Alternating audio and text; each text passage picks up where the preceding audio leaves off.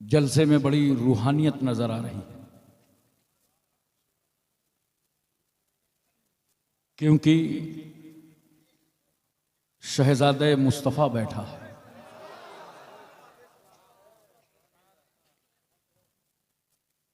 मखदूमुल उलमा, इमामुल कायदीन,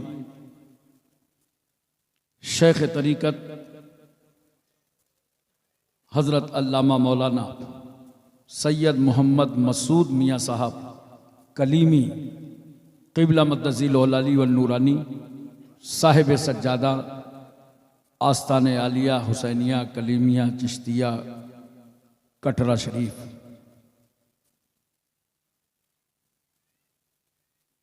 अल्लाह तबारक व तआला साहिब सज्जादा के फैज़ान से हम सबको माला माल फरमाए।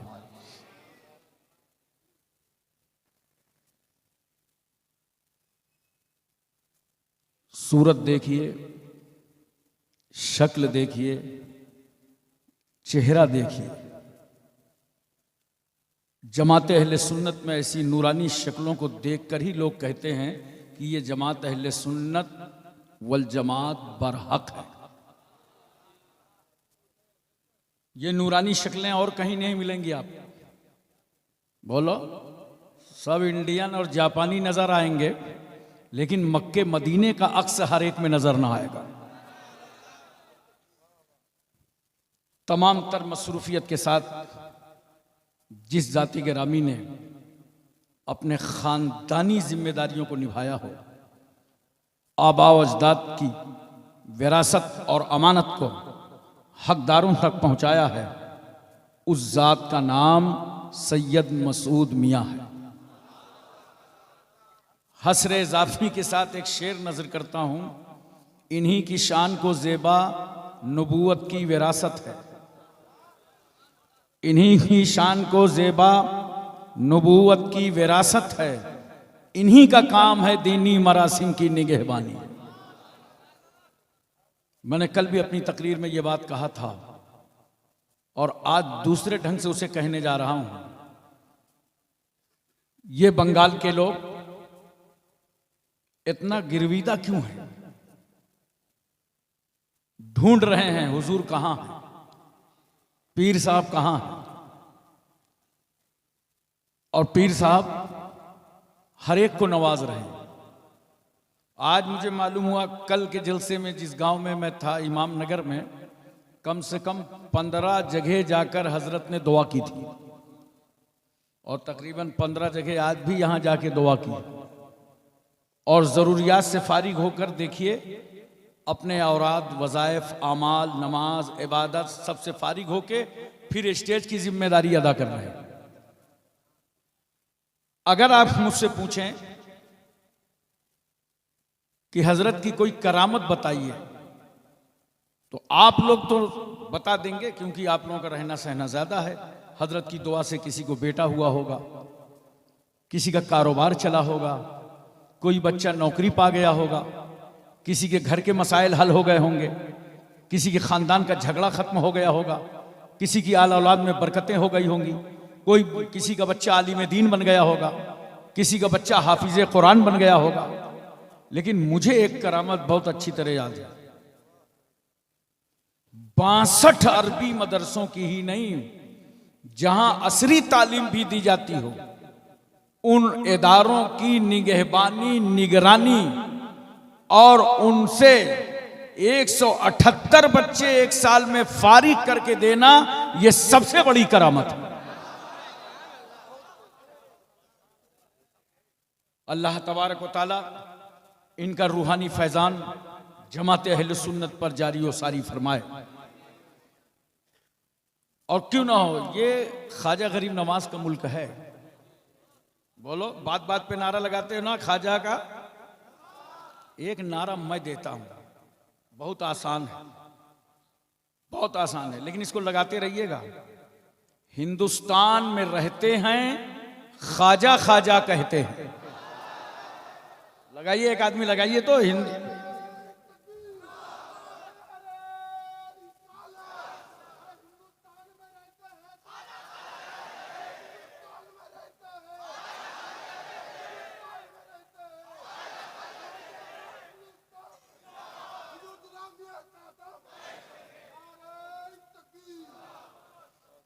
चार मिसरे सुनिए।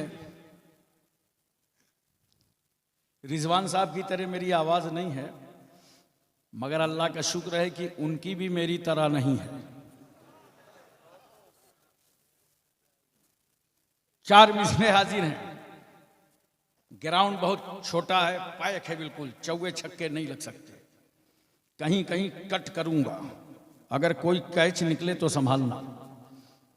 वो चाहते हैं कि हिंदुस्तान छोड़ दें हम, वो चाहते हैं कि हिंदुस्तान छोड़ दें हम। बताओ, भूत के डर से मकान छोड़ दें हम? बताओ, भूत के डर से मकान छोड़ दें हम? अब इस मकाम पे हाथों के आबले देखें, अब इस मकाम पे हाथों के आबले देखें। पहाड़ काट लिया है, चट्टान छोड़ दें हम? पहाड़ काट लिया है, चट्टान छोड़ दें हम हिंदुस्तान में हैं, हिंदुस्तान में रहते हैं, ख्वाजा ख्वाजा कहते हैं, पक्के वफादार हैं अपने मुल्क के। कुछ लोग कहते हैं बात बात पर हम देशभक्ति हैं, लेकिन मैं प्रूफ के साथ कहने जा रहा हूं, हिंदुस्तान का सच्चा वफादार मैं ही हूं। परेशान मत होइएगा, ये मैं शैतान वाली नहीं है, इस मैं में पूरी कौम शामिल है। हिंदुस्तान का सच्चा वफादार मैं ही हूं। कब्रों से पूछ, कब्रों से पूछ, असल जमींदार मैं ही हूं। दरिया के साथ वो तो समंदर में बह गया, कितना माकूल इंतजाम है। ये राप्ती है, ये घाघरा है, ये सरयू है, ये गंगा है, ये जमुना है, सब बंगाल की खाड़ी में। दरिया के साथ वो तो समंदर में बह गया, मिट्टी में मिलके मिट्टी का हकदार मैं ही हूं। मगर क्या करोगे, हम ही को कातिल कहेगी दुनिया, हमारा ही कत्लेआम होगा। हम ही को कातिल कहेगी दुनिया, हमारा ही कत्लेआम होगा। हम ही कुएं खोदते फिरेंगे, हम ही पे पानी हराम होगा। हम ही कुएं खोदते फिरेंगे, हम ही पे पानी हराम होगा। अगर ज़हनियत यही रही तो मुझे यह डर है कि इस सदी में, अगर ज़हनियत यही रही तो मुझे यह डर है कि इस सदी में न कोई अब्दुल हमीद होगा, न कोई अब्दुल कलाम होगा। मोहतरम सामईन किराम, हम एक जिम्मेदार स्टेज पर हाजिर हैं इस वक्त, और हर तरीके की मॉब लिंचिंग की मजम्मत करते हैं, चाहे वो मॉब लिंचिंग बांग्लादेश में हो और चाहे वो मॉब लिंचिंग भारत में। हमने हमेशा दहशतगर्दी की मजम्मत की है। इस्लाम दहशतगर्दी को पसंद नहीं करता। चाहे दहशतगर्द बगैर कलमा इस्लाम के सामने आए, और चाहे दहशतगर्द कलमा पढ़ करके इस्लाम के सामने आए। अबू जहल मैदाने बद्र में बगैर कलमा के आया था। यह इस्लाम का पहला दहशतगर्द, मुसलमानों के सामने पहला दहशतगर्द आया था, कलमा नहीं पढ़ता था। सहाबा किराम ने मैदाने बद्र में अबू जहल के पराक्षे उड़ा दिए, और करबला की जमीन पर यजीदी कलमा पढ़ के आए थे। तो फातिमा के बेटे ने ना आन की परवाह की, ना औलाद की परवाह की, ना खानदान की परवाह की, ना अपनी जान की परवाह की, बल्कि अपना गला कटा के बता दिया कि कभी दहशतगर्दी का खात्मा गला काट के किया जाता है, और कभी दहशतगर्दी का खात्मा गला कटवा कर किया जाता है।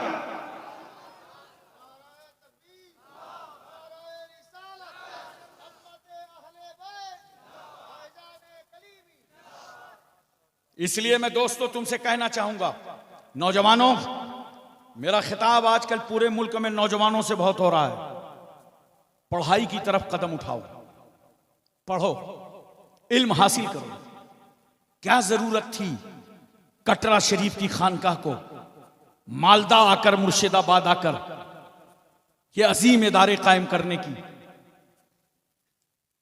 जाहिर सी बात है, पीर साहब थे, आते मुरीद करते, अपनी जिम्मेदारी निभाते वापस चले जाते। मगर बंगाल वालों, खानकाहे कलीमिया ने तुम्हें फैसला किया कि इनको हम इल्म से यतीम ना होने देंगे। इनके लिए, इनकी बेटियों के लिए, इनके बच्चों के लिए इल्म का इंतजाम करेंगे। पढ़ो, इतना पढ़ो, इतना पढ़ो कि अपने वतन की जरूरत बन जाओ। मुसलमान पढ़ता कितना है? हाई स्कूल और इंटर में फेल, और जाके घर में रो रहा है। मां पूछ रही है क्या हुआ? क्या बतावें अम्मी, फेल हो गए। क्यों? मेहनत तो किया था। नहीं, मुसलमान है ना, देखा कैसा भेदभाव फैला रहा है। हम अपने लोगों का भी भेदभाव बर्दाश्त नहीं करते हैं। अबे बेवकूफ बना रहे माँ बाप को। तेरे नाम से इम्तिहान नहीं हुआ, ये कंपटीशन का दौर है, रूल नंबर से इम्तिहान हुआ है। मेहनत करो, वो पुरानी बातें छोड़ दो कि पढ़ने लिखने से क्या होगा, नौकरी तो मिलेगी नहीं। याद रखना, नौकरी के लिए नहीं पढ़ा जाता, और अगर नौकरी के लिए पढ़ोगे तो हश्र देख लो इस भारत में। जो लोग नौकरी की नियत से पढ़ते हैं और जब उनको नौकरी नहीं मिलती तो फिर उन्हीं का कमरा, उन्हीं का पंखा, उन्हीं की रस्सी, और सुबह मुर्दा लेटे पड़े हैं। क्यों? नौकरी के लिए पढ़ा था, नौकरी नहीं मिली तो फांसी लगा लिया। नौकरी के लिए नहीं पढ़ा जाता।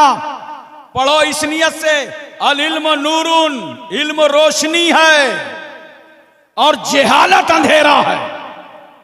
जेहालत के अंधेरों से निकल करके रोशनी में आओ। अगर नौकरी की बात करो तो 140 करोड़ का यह मुल्क है, तकरीबन 6 करोड़ लोग नौकरी करते हैं। तो क्या पूरा मुल्क नौकरी ही करेगा? नहीं, अच्छा इल्म हासिल करोगे तो उस इल्म के जरिए तुम नौकरी भी कर सकते हो, बिजनेस भी कर सकते हो, समाज में उजाला भी पैदा कर सकते हो।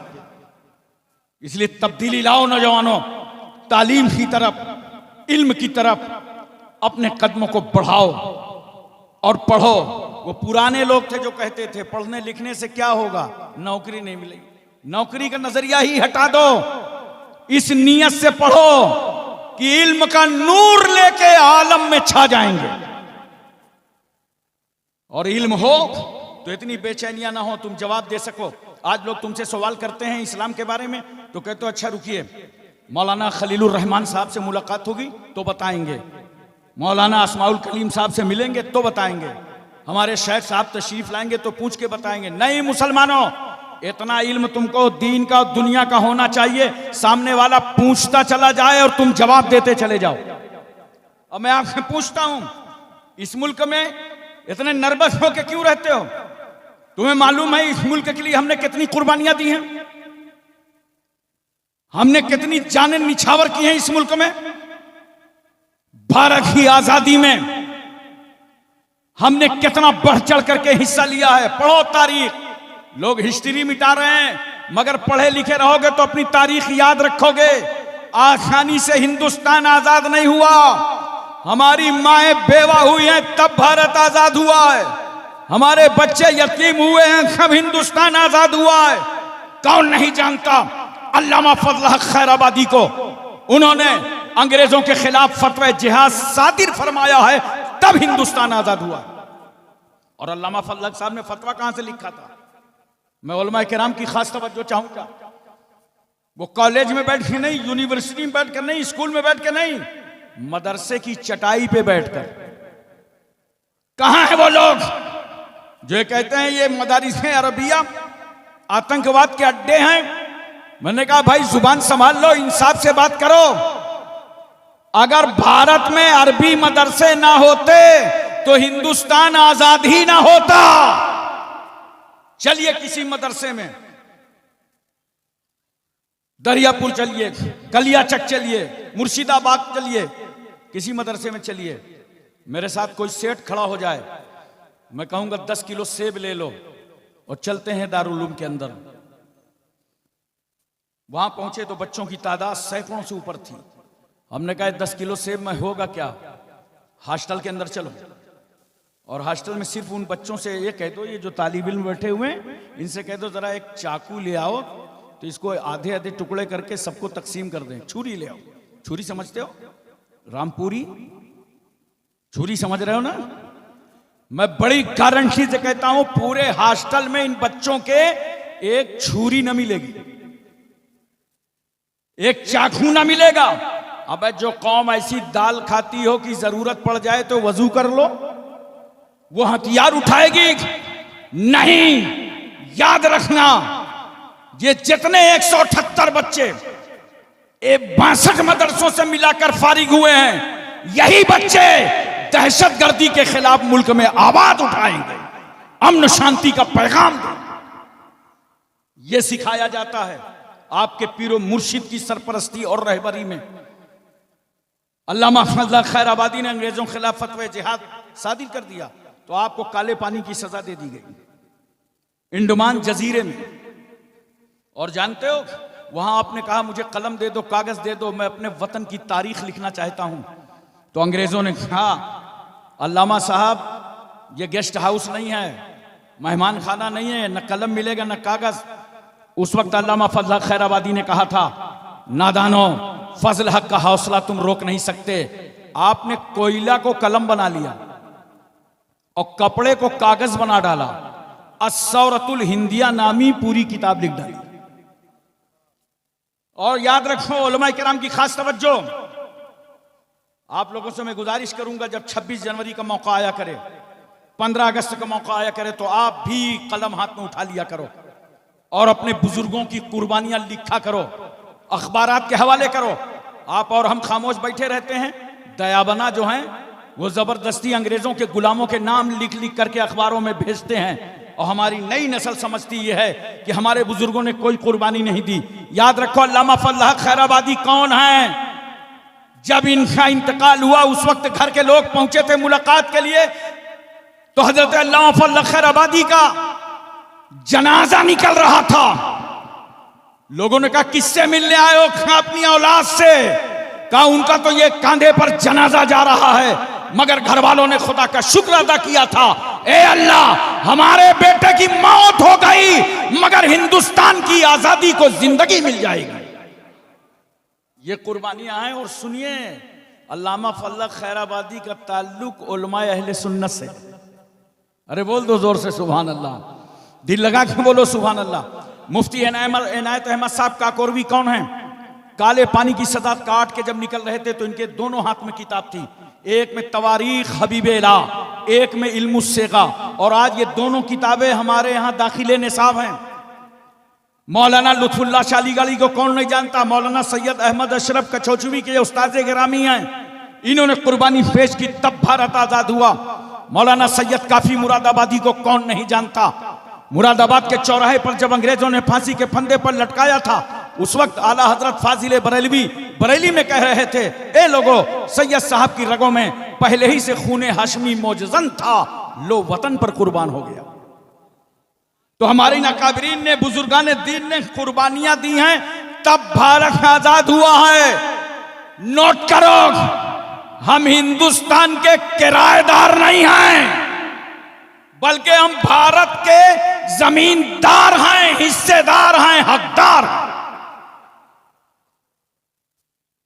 मोहतरम सामीन किराम, 15 अगस्त सन 1947 को हिंदुस्तान आजाद हुआ है, लेकिन 12 रबीउल अव्वल दोशंबा के दिन सारा जहान आजाद हुआ है। मेरे नबी के दुनिया में तशरीफ लाने के बाद पूरी इंसानियत को आजादी मिली। हजरात से आप तवज्जो करें, जहन में अपने इस बात को उतारने की कोशिश करें।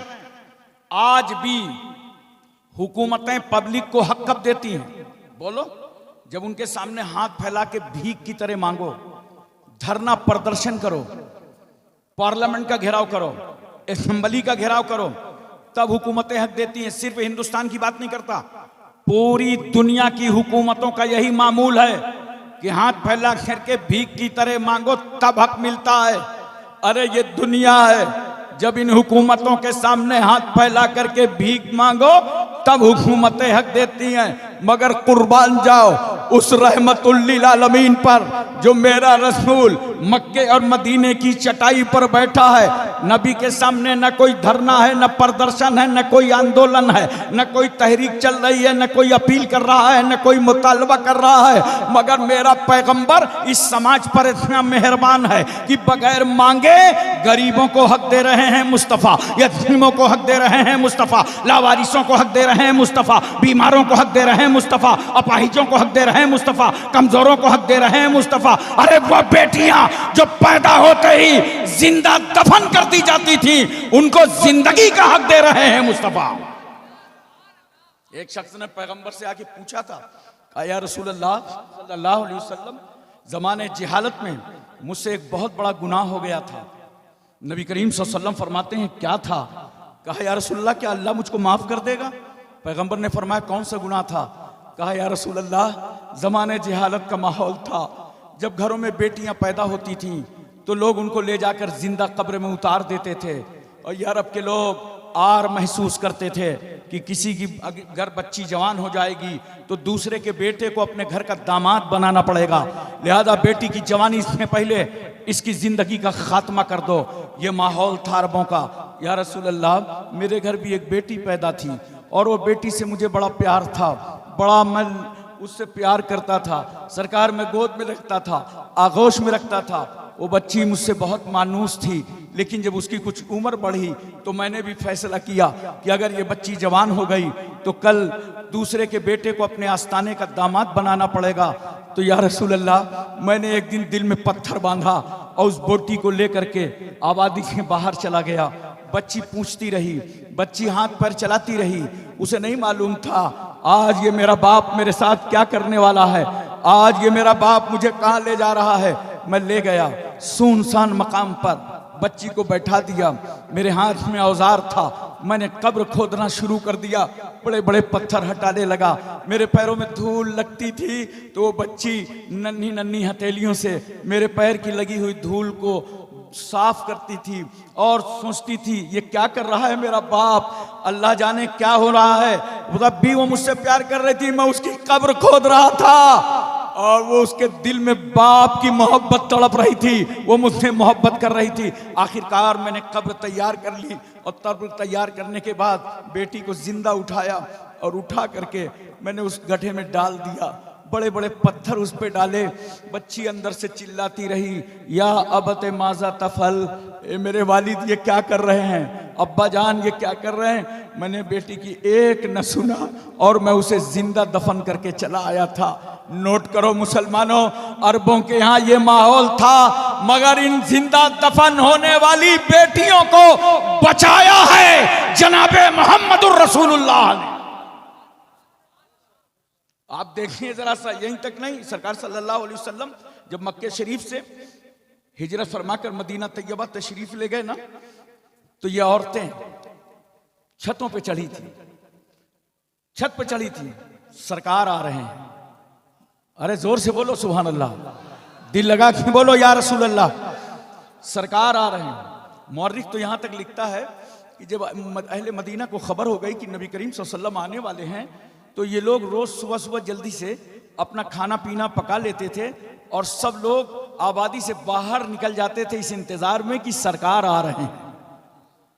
अल्लाह अकबर। नबी करीम सल्लल्लाहु अलैहि वसल्लम मदीना तैयबा हाजिर हुए तो जानते हो औरतें छतों पे चढ़ गईं और छतों पे चढ़ करके ये तराना गा रही थी, तलाल बदरो अलैना मिन सनियातिल वदाई वजब शुक्रो अलैना मादालिल्लाह दाई।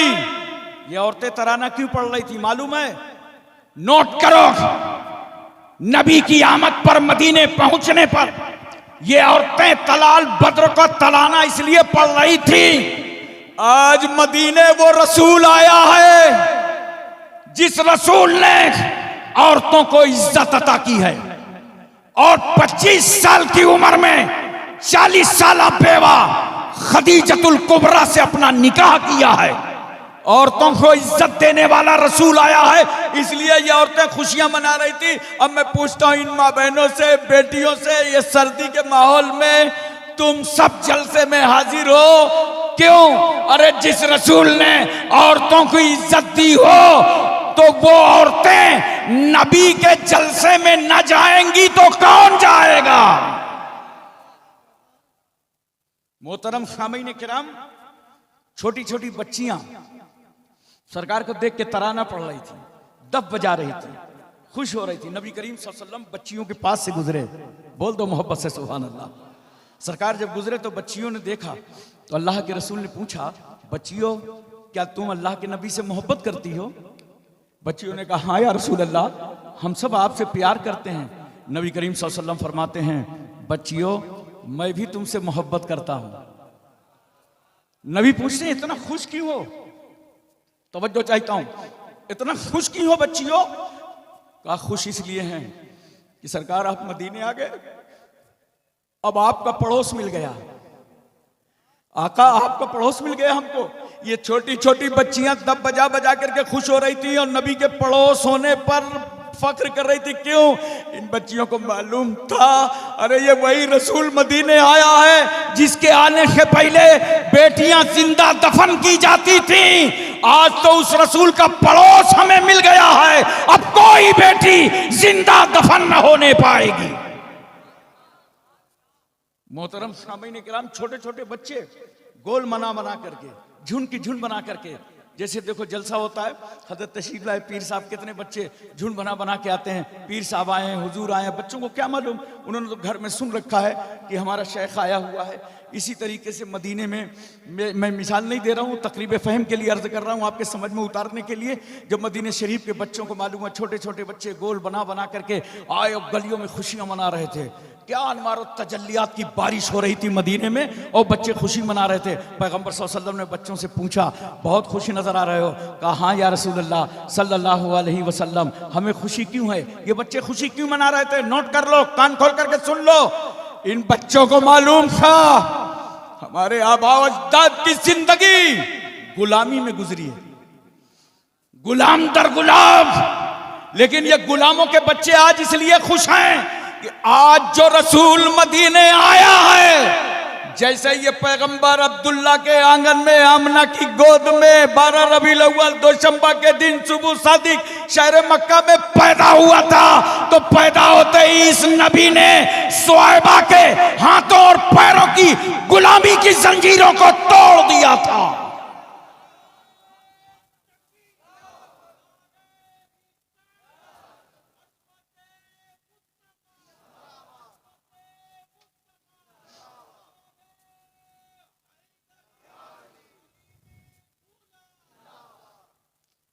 मोहतरम सामीन किराम, वही पैगंबर है जिसके बारे में कुरान कहता है, वमार सल्ला का इल्ला रहमतल लिल आलमीन।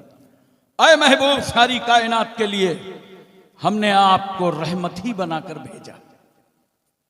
एक बात और मैं बहुत मोहब्बत से पूछना चाहता हूं, नबी करीम सल्लल्लाहु अलैहि वसल्लम ने सबका हक दिया, सारे हुकूक अता फरमा दिए। अल्लाह के रसूल सल्लल्लाहु अलैहि वसल्लम ने बेवा का हक दिया, कुंवारी का हक दिया, तलाकशुदा का हक दिया। अज़वाजे मुताहरात में हजरत खदीजतुल कुबरा, हजरत आयशा सिद्दीका, हजरत सौदा, उम्मे सलमा, उम्मे हबीबा, हजरत हफ्सा, हजरत ज़ैनब बिन्त खजीमा, हजरत मैमूना, हजरत जुवैरिया, हजरत सफिया, ये अज़वाजे मुताहरात हैं रसूल सल्लल्लाहु अलैहि वसल्लम की। और नोट करो मालदा वालों, मेरे पैगंबर ने बेवा खदीजतुल कुबरा से निकाह करके बेवा का हक दिया, और इसलिए बेवा से निकाह किया ताकि मेरी उम्मत के लिए बेवा औरतों से निकाह करना सुन्नत रसूल बन जाए। नबी करीम सल्लल्लाहु अलैहि वसल्लम ने तलाकशुदा से भी निकाह किया। तवज्जो कीजिए, कोई बेटी अगर तलाकशुदा हो जाए तो उसे बेआबरू ना करना, बेइज्जत ना करना। नबी करीम सल्लल्लाहु अलैहि वसल्लम ने तलाकशुदा से भी निकाह करके उम्मत को बता दिया कि तलाकशुदा औरत से निकाह करना सुन्नत मुस्तफा है। और मेरे पैगंबर सल्लल्लाहु अलैहि वसल्लम ने कुंवारी आयशा सिद्दीका से भी निकाह किया, और नबी करीम सल्लल्लाहु अलैहि वसल्लम ने जमाने को बता दिया कि कुंवारी औरत से भी निकाह करना सुन्नत रसूलुल्लाह सल्लल्लाहु अलैहि वसल्लम। और देखो कैसे घरेलू जिंदगी नबी करीम सल्लल्लाहु अलैहि वसल्लम। जानते हो, हजरत सौदा ने 5 हदीसें रिवायत फरमाई। मेरी बहनों और माओ सुनो, हजरत आयशा सिद्दीका ने 2210 हदीसें रिवायत फरमाई। हजरत हफ्सा ने 60 हदीसें रिवायत फरमाई।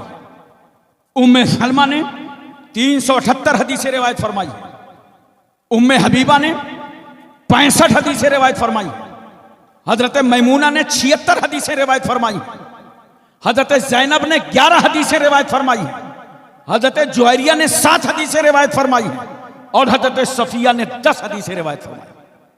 यानी जो मुस्तफ़ा मकान के अंदर बोलते थे, इन तमाम अज़वाज ने उसे कैसे महफूज रखा और इस उम्मत तक पहुंचा दिया। हजरत आयशा सिद्दीका से पूछा था साहबा ने, ये तो बताइए सरकार सल्लल्लाहु अलैहि वसल्लम जब घर के अंदर रहते हैं तो क्या करते हैं? तवज्जो कीजिए, क्या मसरूफियत रहती है नबी करीम सल्लल्लाहु अलैहि वसल्लम की। तो हजरत आयशा फरमाती हैं कि अल्लाह के रसूल सल्लल्लाहु अलैहि वसल्लम घरेलू काम में हिस्सा बटा लेते हैं। अरे बोलो यार सुभान अल्लाह, दिल लगा के बोलो सुभान अल्लाह। आयशा रोटी पकाती थी तो रोटी पकवाने में मुस्तफ़ा हिस्सा ले लेते थे।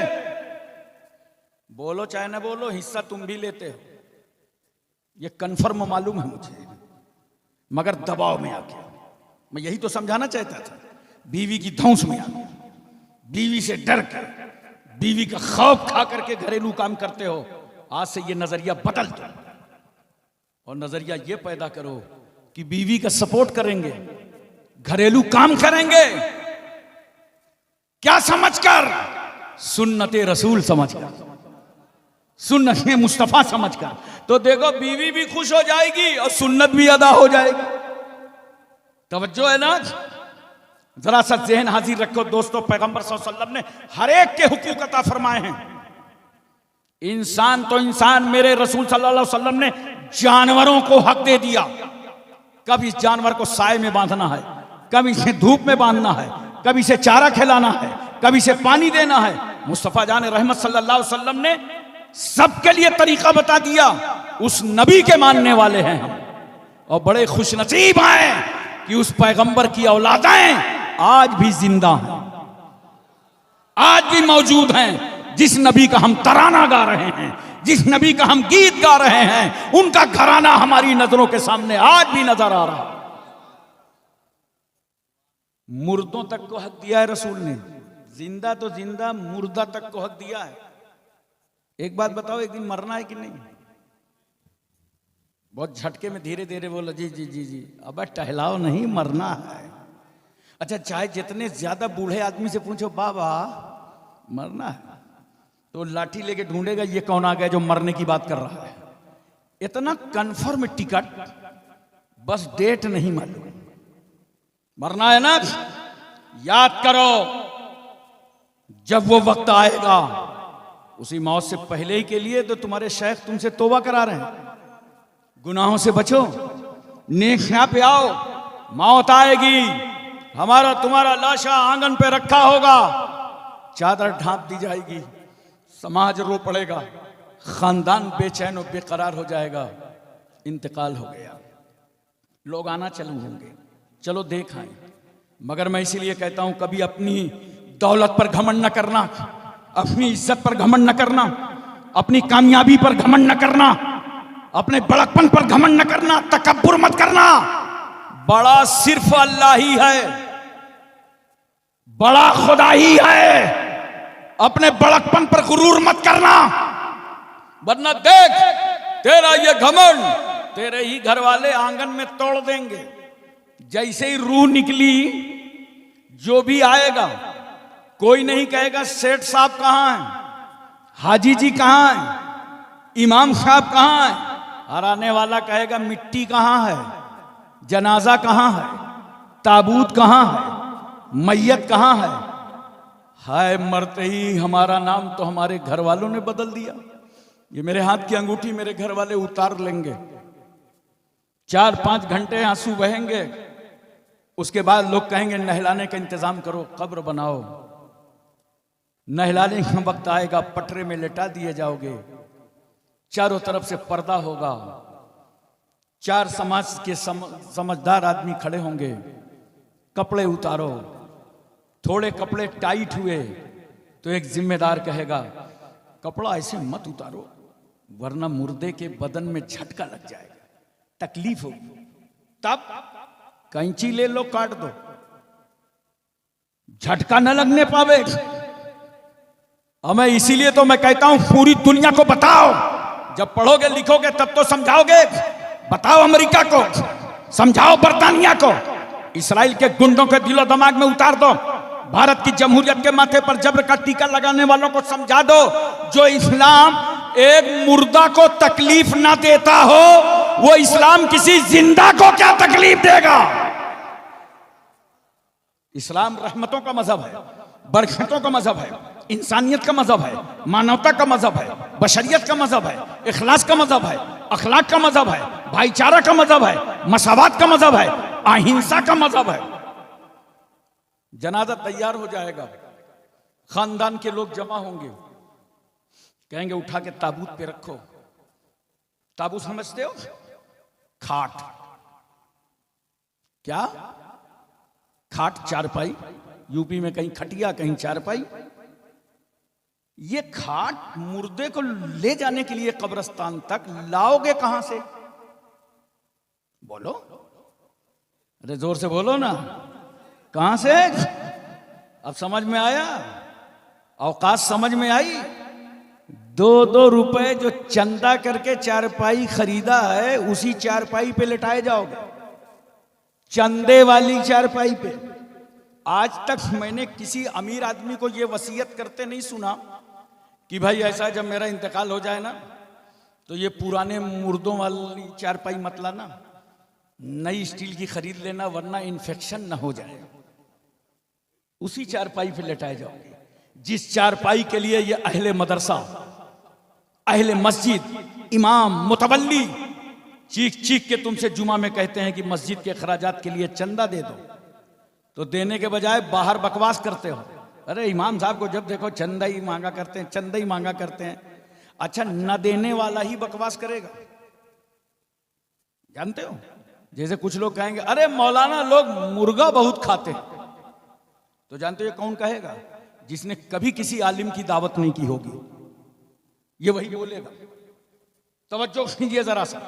उसी चारपाई पे लेटा दिए जाओगे, जनाजा लेके लोग चलेंगे, मां रोती तड़पती आएगी और कहेगी खानदान वालों मैं अपने बेटे का साथ नहीं दे सकती, शरीयत की बेड़ियां और हथकड़ियां मेरे पैरों और कदमों में हाथों में पड़ी हैं, ले जाओ मेरे बेटे का जनाजा, खुदा हाफिज। जनाजा उठा के लोग चले, घर में चीख पुकार हो गई, बहनें सिसकियां रोने लगी, भाई रोने लगे, बाप तड़पने लगा, मां बेचैनो बेकरार हो गई। जनाजा उठा करके तुम लेकर के कब्रिस्तान लाए और लाने के बाद 2 गज 2.5 गज जमीन पे उस मिट्टी को फिर उतार दिया गया। मैं तवज्जो चाहता हूं, ज़हन हाजिर कीजिए। इसलिए हम कहते हैं मोमिन रह के मरो, मोमिन रह के जिंदा रहो।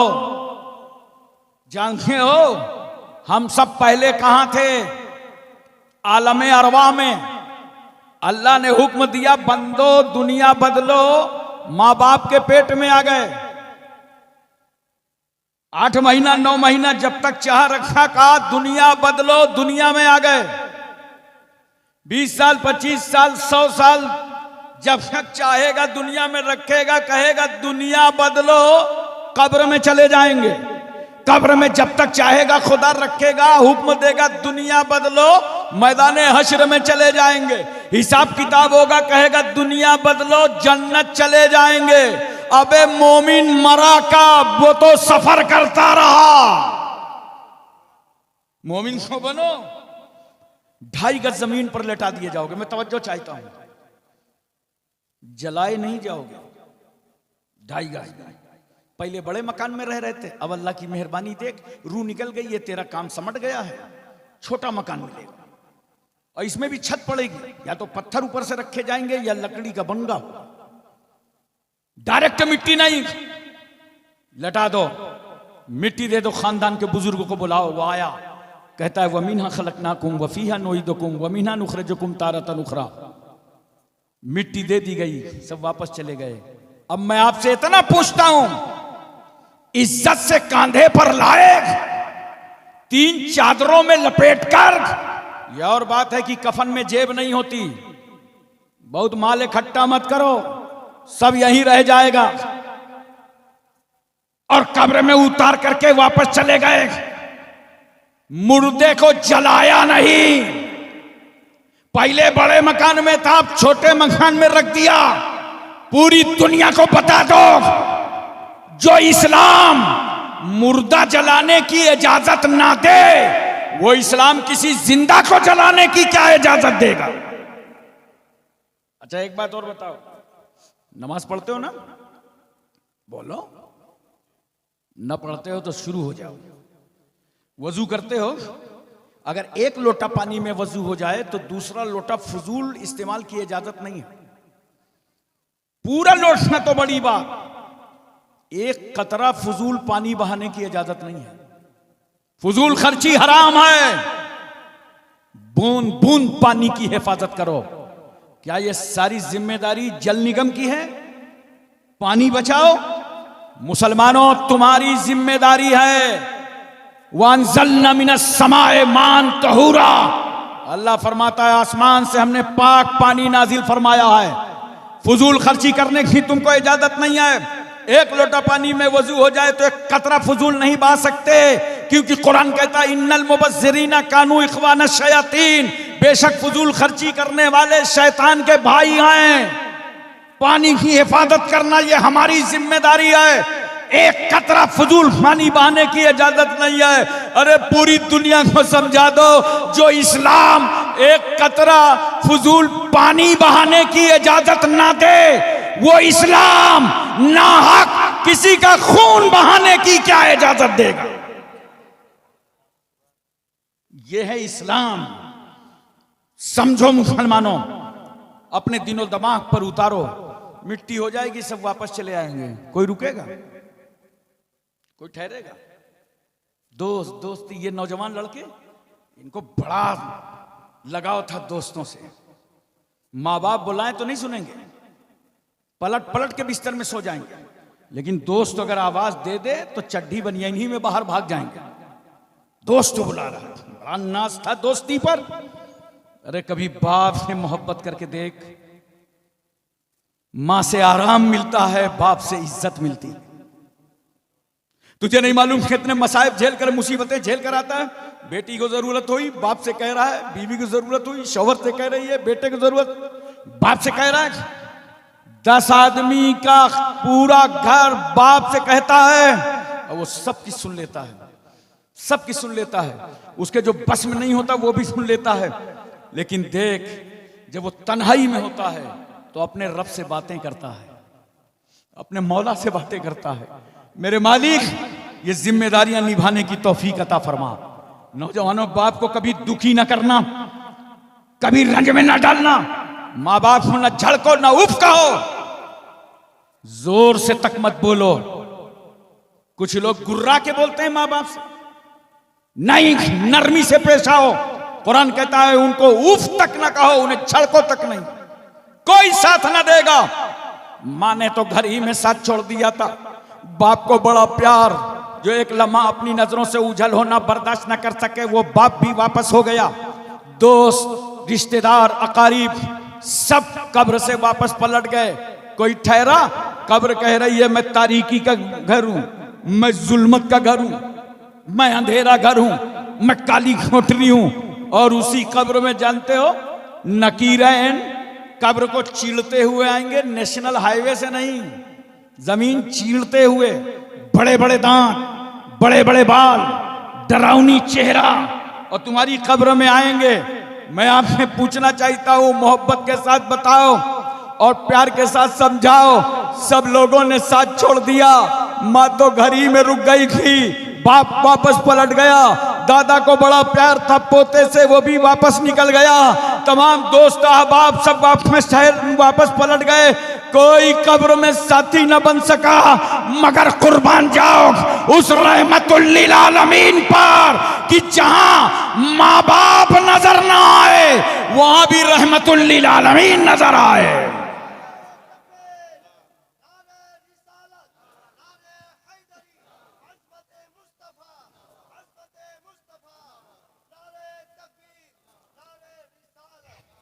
अब तय कर लो बहादुरपुर वालों कि जो रसूल गुंबदे खजरा में हमें ना छोड़े, जो रसूल हमारी कब्रों में हमें ना छोड़े, उस नबी का जलसा हम ना मनाएंगे तो कौन मनाएगा? उस नबी के नाम की मिलाद हम ना मनाएंगे तो कौन मनाएगा? उस पैगंबर पर सलाम हम ना पढ़ेंगे तो कौन पढ़ेगा? अच्छा एक बात बताओ, कब्र में कितने सवाल होंगे? अरे माशाल्लाह सब याद है हजरत, इनको तो बड़ी जिम्मेदारी से याद किया भाई। कितने सवाल समझ गए, बहुत पक्का याद किया है। इन्होंने भी सोचा कि इम्तिहान की तैयारी करो, बाकी जाने दो। 3 सवाल सबको याद है, तो कहो माँ बहनों को भी याद है। समझ रहे हैं, यही 3 से काम चल जाएगा। बहुत पक्का याद किया है, बहुत अच्छा किया भाई, याद कर लिया। लेकिन एक बात मैं बताऊं, चाहे जितना याद कर लो और चाहे जितनी अच्छी अरबी जानते हो, चाहे नदवा से पढ़ाओ चाहे मिस्र से पढ़ाओ, लेकिन अगर नबी की गद्दारी पर मौत आई तो फिर हा लादरी ही याद रहेगा।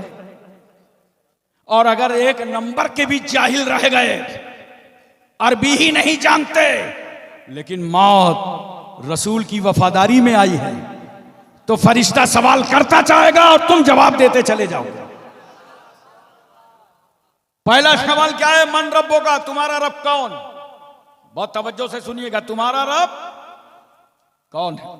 अच्छा एक बात बताओ, कितने दिनों से मालूम है कि 3 सवाल होंगे? अरे बोलो बोलो, कुछ बोलो। जब से होश संभाला होगा, पहला सबक यही ले लिया होगा। बोलो, पहला सब्जेक्ट यही लिया होगा। तो किसी को 10 साल पहले, किसी को 20 साल, किसी को 25 साल, किसी को 50 साल पहले मालूम है ना कि कब्र में 3 सवाल। अच्छा एक बात बताओ, कभी इम्तिहान दिया है? एग्जामिनेशन हॉल में बैठे हो? जरूर बैठे होगे।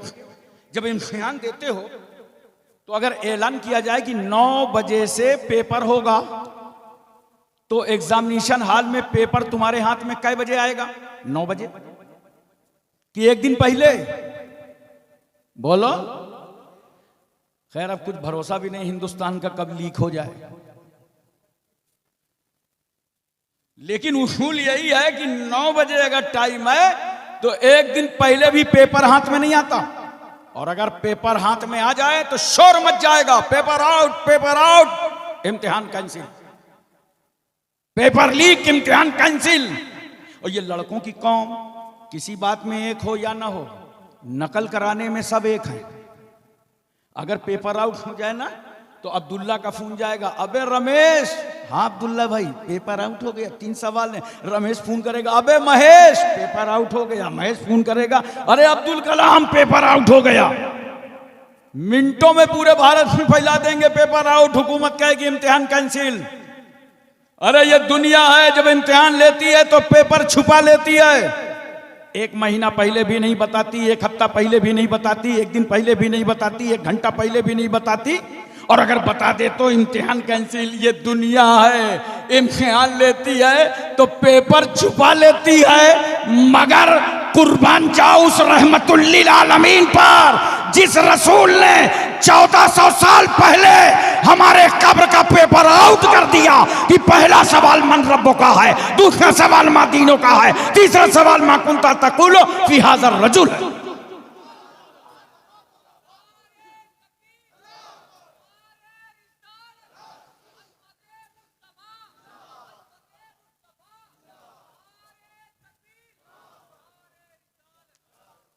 अच्छा रसूल ने सवाल भी बताया, जवाब भी बता दिया। पहले का जवाब ये है, दूसरे का जवाब ये है, तीसरे का जवाब ये है। फरिश्ता आके पूछ रहा, मन रब्बों का, तुम्हारा रब कौन है?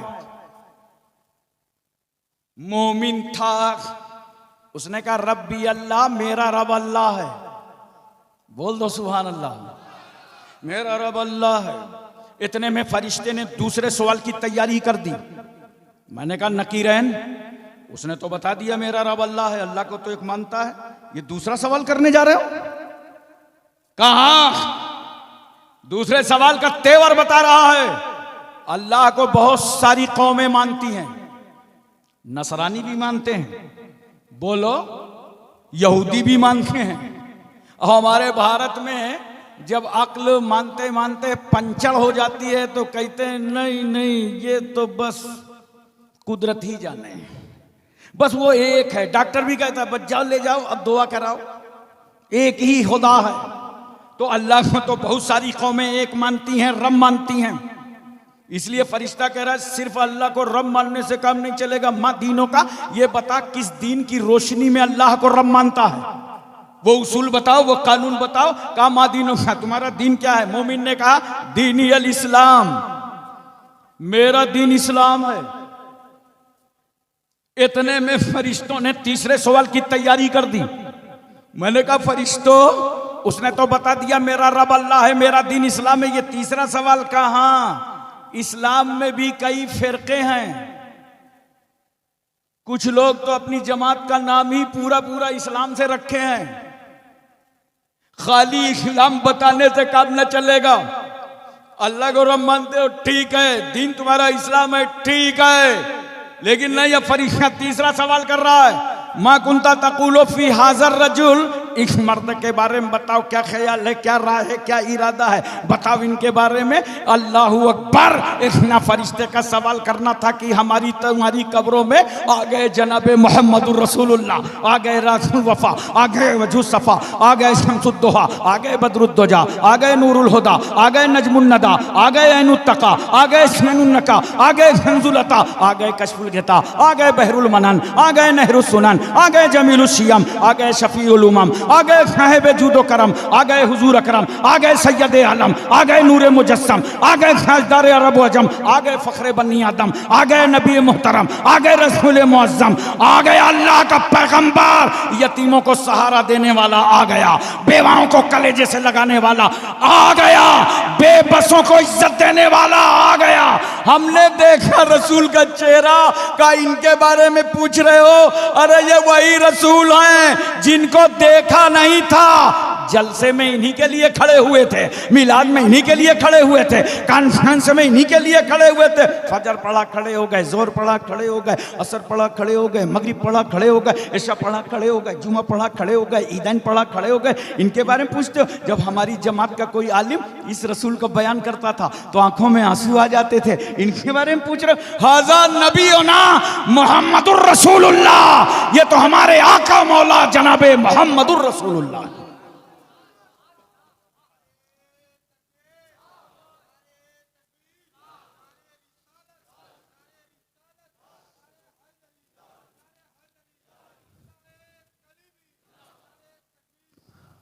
फरिश्ता कहेगा नम कल उरूस, सो जाओ जैसे दूल्हा अपनी कब्र में सोता है, अपने कमरे में सोता है, अब सो जाओ। जानते हो, आज यहां से तय करके जाओ, ये एहसान है तुम्हारे शेख का, तुम्हारे पीरो मुर्शिद का, कि वक्त निकाल कर तुम्हारे शहर मालदा आते हैं। जो इनके हाथ में तौबा करेगा, कलमा पढ़ेगा, दाखिले इस्लाम रहेगा, गुनाहों से बचेगा, तो याद रखना मोमिन बन के जाएगा दुनिया से।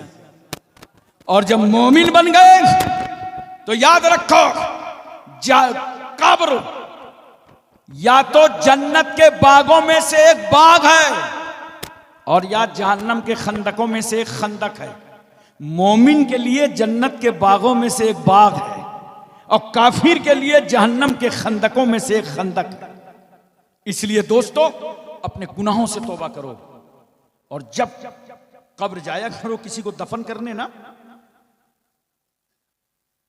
तो दफन करके मुमकिन ही नहीं किया करो, तलकीन किया करो मरने वाले को। रिवायतों में आता है, ये मैं खिताबत की जौलानियत से नहीं बता रहा हूं। मरने वाले को लेटा दिया तुमने, मिट्टी दे दिया, खड़े हो जाओ कब्र पे, अब उसको आवाज दो, ए फला इब्ने फला, याद कर जब तू दुनिया से निकला था। जानते हो हदीस पाक में जब ऐसे कहोगे ना तो कब्र में दाहिने करवट हो जाएगा और बैठ जाएगा। फिर जब तुम उसको कहोगे फला इब्ने फला, याद कर जब तू दुनिया से निकला था, तो जानते हो कब्र के अंदर से क्या कहेगा? अल्लाह तुझ पर रहम करे। बोल, कहना क्या चाहता है? अरे बोल दो ना यार, सुभान अल्लाह। दिल लगा के बोलो सुभान अल्लाह। क्या कह रहा है? अल्लाह तुझ पर रहम करे। कुछ समझे? कब्र के अंदर वाला बाहर वाले के लिए दुआ दे रहा है। अंदर वाला, और अंदर वाला कोई वली होना जरूरी नहीं है, आम मोमिन, हमारे तुम्हारे घर के मरने वाले। अंदर वाला बाहर वाले के लिए दुआ दे रहा है। इसका मतलब यह है कि अंदर वाला बाहर वाले की बात सुन रहा है। तवज्जो चाहता हूं। मानो मिट्टी का पर्दा है, पर्दे पे पर्दा, मिट्टी पे मिट्टी, लेकिन अंदर वाला बाहर वाले की सुन रहा है, अंदर वाला बाहर वाले की सुन रहा है, और अंदर वाला बाहर वाले को दुआ दे रहा है। अब मैं जब हमारे तुम्हारे घर के मरने वाले दुआ देते भी हैं और सुनते भी हैं, तो हजरत शाह दूल्हा मियां कितना सुनते होंगे, हजरत सैयद मसरूर मियां कितना सुनते होंगे, हजरत कलीमुल्लाह शाह जहानाबादी कितना सुनते होंगे, हुजूर महबूब इलाही कितना सुनते होंगे, ख्वाजा गरीब नवाज कितना सुनते होंगे। और जब तीसरी मर्तबा कहोगे, याद कर जब तू दुनिया से निकला था, अल्लाह को रब मानता था, दीन इस्लाम मानता था, कुरान को इमाम मानता था, और मोहम्मद सल्लल्लाहु अलैहि वसल्लम को अपना नबी मानता था। अब सुनो, सुभान अल्लाह बोलो तो अर्ज करो। जब इस तरह तलकीन कर दोगे ना, तो नकीरैन एक दूसरे का हाथ पकड़ेंगे और कहेंगे चलो चलते हैं, इसके घर वाले तो सब सिखाए दे रहे हैं। अल्लाह अकबर कबीरा।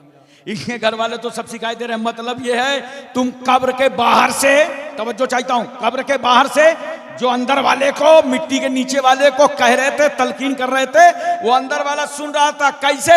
इसकी तस्दीक फरिश्तों ने कर दिया।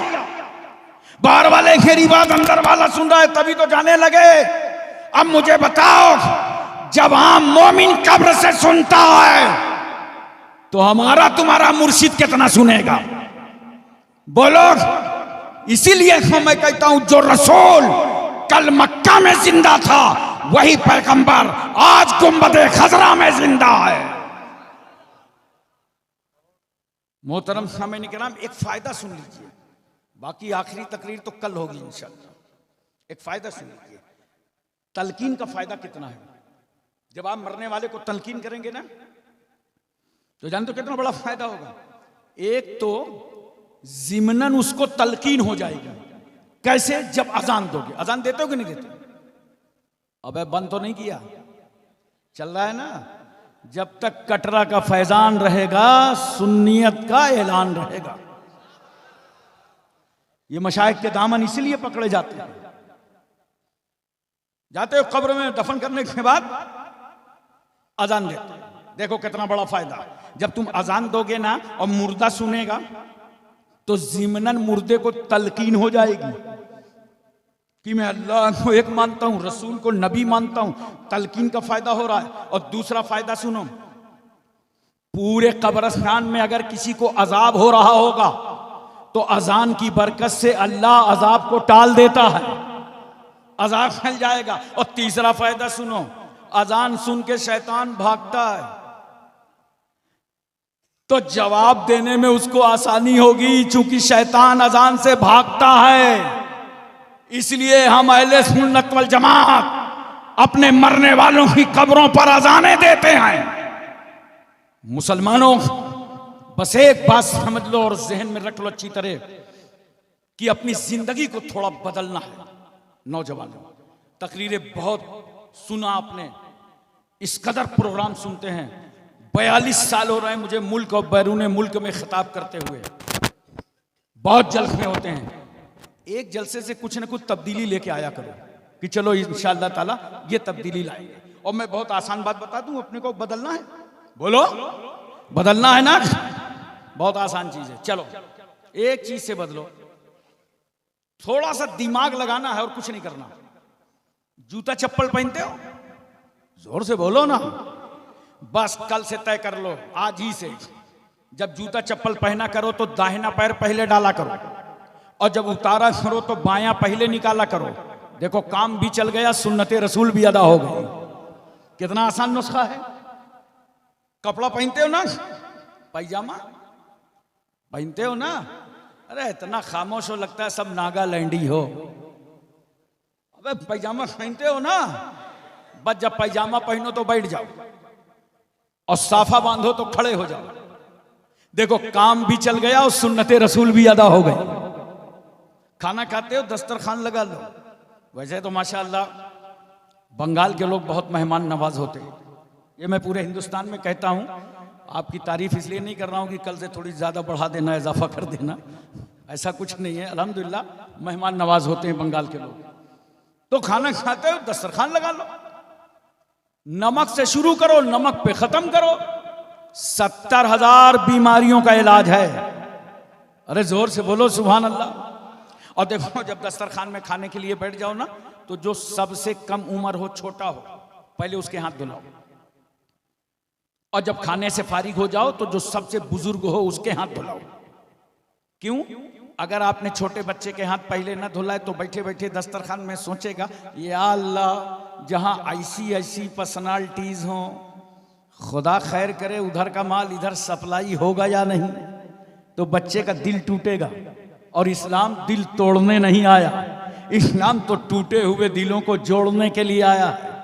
पहले बच्चे के धुलाओ, कम उम्र हो उसके धुलाओ, और जब फारिग हो तो जो सबसे बुजुर्ग हो, ताकि उसकी अजमतों का परचम भी लहराता नजर आए। और प्लेट साफ कर लिया करो, प्लेट साफ कर लिया करो, बड़ा फायदा है। जब प्लेट साफ करोगे ना तो ये प्लेट अल्लाह की बारगाह में तुम्हारे लिए दुआए मगफिरत करेगी। अभी एक नया सिस्टम चला है, लोग खाना खाते हैं वो खड़े होके, क्या बोलते हैं उसको, बोलो बोफे।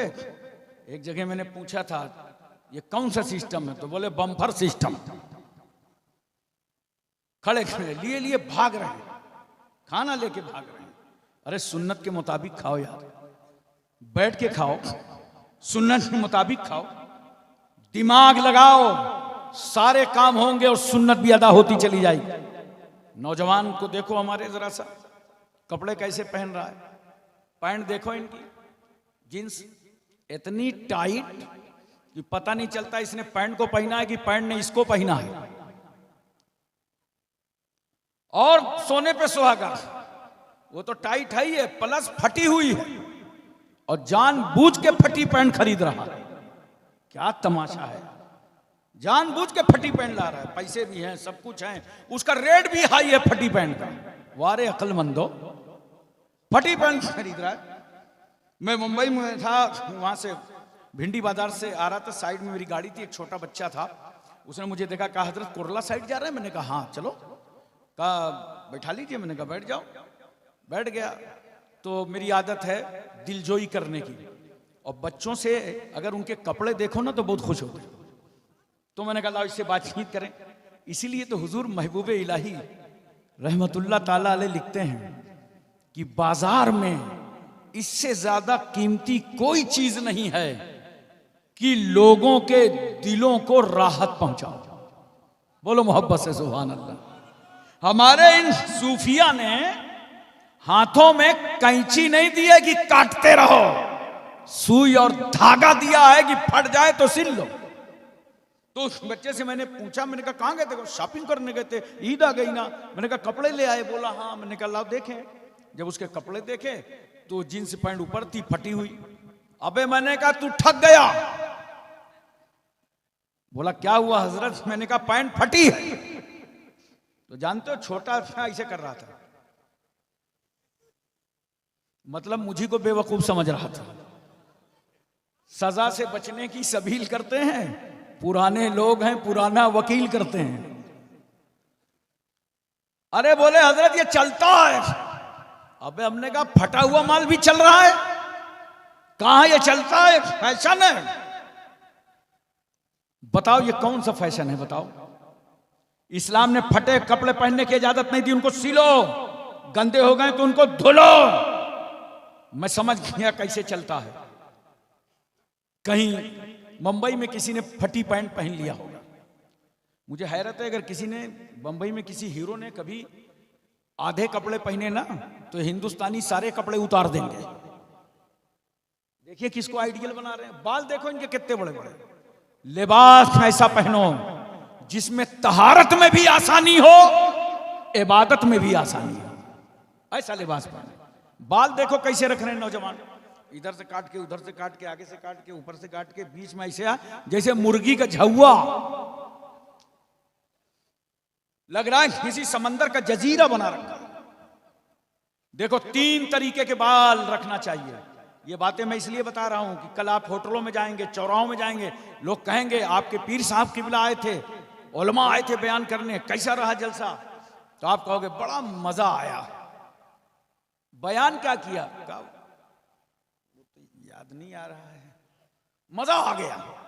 मेरे भाई ये बातें मैं इसलिए बता रहा हूं, कल आपसे कोई सवाल करे तो कहना पीर साहब की हाजिरी की बरकतें लेके आए हैं और दीने मुस्तफा सीख करके आए हैं, चलने फिरने का तरीका सीख के आए हैं, कपड़े पहनने का तरीका सीख के आए हैं, खाना खाने का तरीका सीख करके आए हैं। ये लाखों लाख की कॉन्फ्रेंसें जो होती हैं, इनका मकसद यही होता है कि कौम को दीन सिखा दिया जाए। तो बाल देखो 3 तरीके के रखना चाहिए। या तो पूरे बाल कसर करा दो, या ताबदोश या ताबगोश, या तो कान की ये लौ तक, और या तो ये शाने तक। ये बाल रखने का तरीका है। इसलिए मैं तुमसे कहता हूं मुसलमानों, तुम अपने आइडियल नौजवानों उनको ना बनाओ जो मुंबई में जिंदगी गुजारते हैं। अरे वो ऐसे हीरो को, सितारों को आइडियल वो लोग बनाएं जिनका कोई आइडियल ना हो। वो आइडियल फिल्मी स्टार को बनाएं। तुम क्यों बनाते हो? नौजवानों, तुम्हारे आइडियल जनाबे मोहम्मदुर रसूलुल्लाह है। तुम्हारे आइडियल सैयदना सिद्दीक अकबर हैं, फारूक आजम हैं, उस्मान गनी हैं, मौला अली हैं, हजरत Saad, Saeed, Talha, Zubair, Ammar, बुजर, Khalid bin Walid, Abu Ubaida bin Jarrah, Abdurrahman bin Auf, Suhaib Rumi, Salman Farsi, Bilal Habshi, हजरत Anas, Abu Huraira, Abu Darda, Amir Hamza. तुम्हारे आइडियल सैयदना गौसे आजम, ख्वाजा अजमेरी, आकाए नक्शबंद, मौलाए सोहरवर। तुम्हारे आइडियल कुतुबुद्दीन बख्तियार काकी, महबूब इलाही, साबिर कलियरी, जिंदा शाह मदार, वारिस देवा, मखदूम के छौछा, मखदूम जाजमऊ, नसीरुद्दीन चिराग दहलवी, शाह जमालुल्लाह रामपुरी, मुनव्वर अली शाह इलाहाबादी, शरफुद्दीन याहिया मुनैरी, अलाउल हक पंडवी, अखी सिराजुद्दीन, मखदूम माहिम, बाबा बहाउद्दीन, बाबा ताजुद्दीन, मखदूम शामीना, सैयद सालार, मसूद गाजी। तुम्हारे आइडियल मखदूम अलाउल हक पंडवी। तुम्हारे आइडियल अखी सिराजुद्दीन, आईना हिंद। तुम्हारे आइडियल शाह कलीमुल्लाह जहानाबादी। तुम्हारे आइडियल सैयद मसरूर मियां। तुम्हारे आइडियल सैयद मसूद मियां। इनको आइडियल बनाओ। वमा अरसलनाका इल्ला रहमतल लिल आलमीन। ऐ महबूब, सारी कायनात के लिए हमने आपको रहमत ही बनाकर भेजा है। व आखिरु दावाना अनिल हम्दुलिल्लाहि रब्बिल आलमीन।